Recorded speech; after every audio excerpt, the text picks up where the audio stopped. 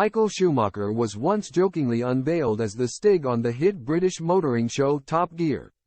Former British racing driver Perry McCarthy, who was the man behind the mask of the Stig on Top Gear, has claimed that Michael Schumacher would have gone on to devote his life to charity and humanitarian causes, rather than pursue a career in motorsport punditry.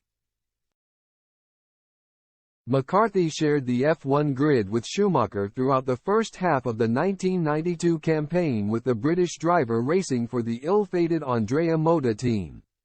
It was during this spell that he became acquainted with the future seven-time world champion, although they also crossed paths during filming for Top Gear. Speaking to OLBG, McCarthy said, "Nobody knows exactly what Michael would have gone on to do, but my feeling is that he'd have done something for humanity. I feel he had that capacity, and I think he would have retained his love for F1, but he would have realized that there are much bigger things in life and he had the opportunity to change things." Michael was an ambassador for UNESCO. He was a guy who had given tens of millions away to charity. I think Ayrton Senna would have done the same thing. Michael knew how to get things done. He was a seven-time world champion with 91 Grand Prix victories. He was competitive and didn't take no for an answer.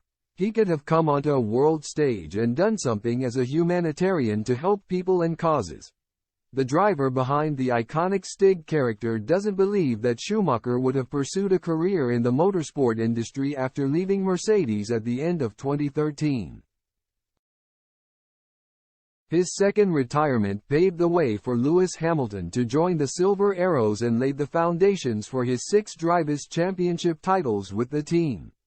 I couldn't see Michael being a commentator on races after winning 7 world titles and being worth hundreds of millions of dollars, McCarthy continued.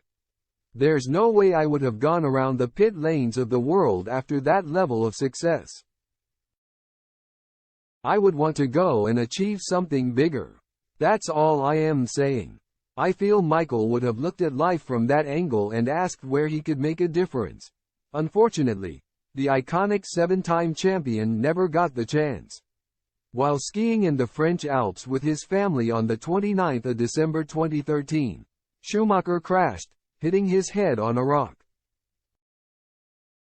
He was placed into a medically induced coma for over 6 months before eventually moving into private care at his home in Switzerland. Public updates since have been few and far between.